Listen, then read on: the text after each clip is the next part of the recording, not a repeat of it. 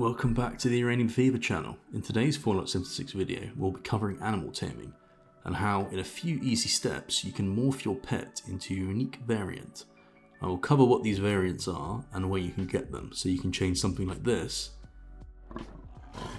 into something like this.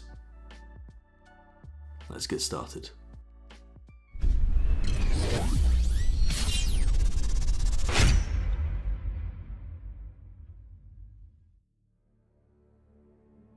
We've really enjoyed using tameable animals in our camp build videos, but over time a couple of things have changed.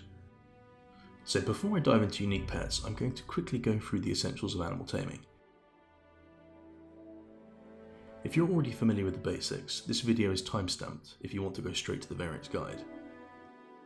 Let's start with perk cards.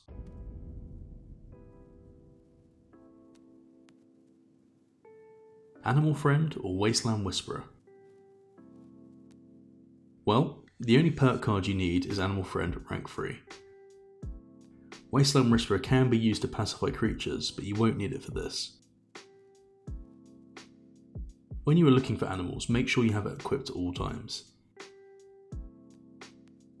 Okay, now let's talk about random spawns.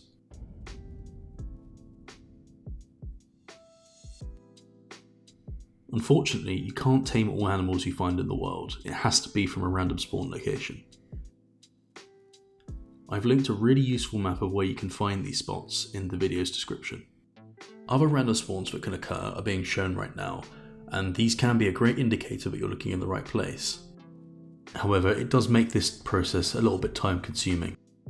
If you want to see my quick, cost-effective taming route, I've put that at the end of the video, showing each location I travel to on the map. Camp budget is up next.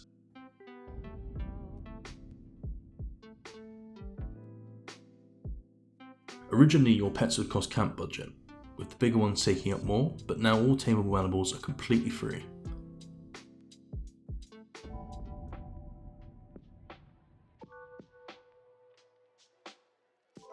Not every animal and creature you find can be tamed. In this table, I've listed all the ones that you can.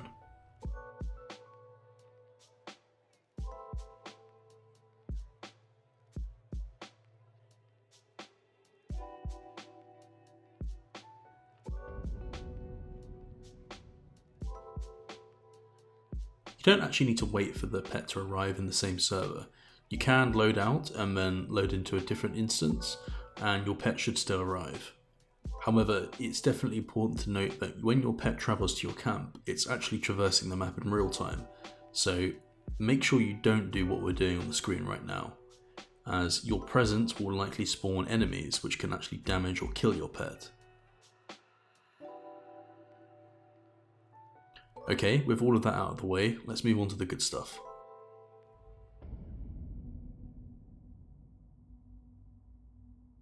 Almost every tameable animal in Fallout 76 has secret regional biomes that can be triggered. To trigger these, you're going to need at least 2 camp slots. When you initially tame and send the animal to the first camp you have activated, the pet will actually remain the same. However, once it has arrived, switching to a second camp is what triggers the biome. Each animal has different variations, so to demonstrate this process, let's use a wolf to begin with. It has 3 different variations available, each specific to different regions.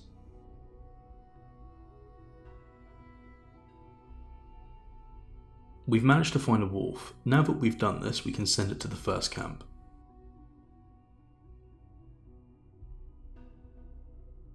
It's arrived and it looks exactly the same as we found it. I've decided I would rather have a frenzied wolf, so I changed my camp to one in the Cranberry Bog. The wolf hasn't arrived yet in this instance, so loading out and loading back in does the trick. And here it is. It's a higher level and a completely new type of wolf. Okay, let's run through some more. Deathclaws have 2 variants. A glowing Deathclaw and an alpha Deathclaw. Using the same method as before, our pet has become a glowing Deathclaw in the Cranberry Bog. Alternatively, it has morphed into an alpha variant in the ash heap.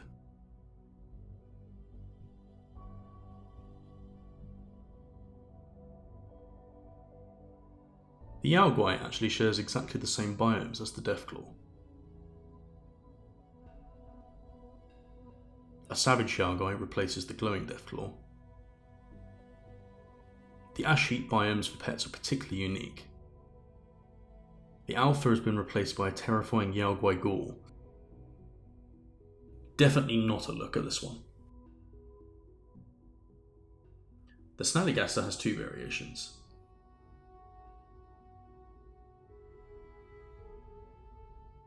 I have a glowing variant at my camp in the mire,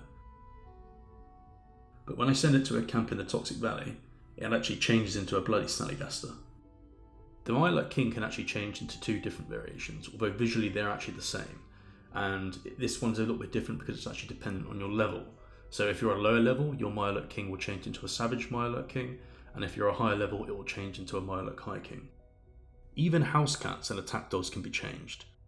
Although these variations are random, you can still get some interesting results with the breed and colour of the pets changing. This attack dog now has a helmet and a spiked collar. Sending it to a third camp changes it again. I'm going to leave a full breakdown of all animals and their variants in the video description. As promised, I've included my taming route that I use most of the time. I start off with a tent that's placed between two of the locations. Spawning here, I can run directly ahead to the first location. Turning around after checking this spot, I then run diagonally across the road to the second location. As you can see, there was actually a Deathclaw in this instance. A short distance away is Cranberry Glade, which is the third location, and it shouldn't cost too many camps to travel to. After checking here, I head to the fourth location, which is right next to Superior Sunset Farm. Once you've loaded in at Superior Sunset Farm, turn around and run straight ahead. The clearing, which has the fourth location, is just ahead of you.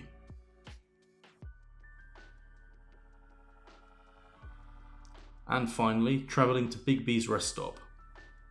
Once you've spawned in, run past the floaters in the rest stop and head towards the bridge that's just up ahead.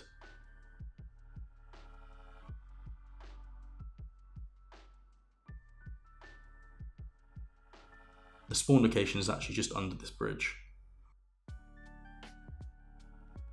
My extended route will often include this location at the Savage Divide.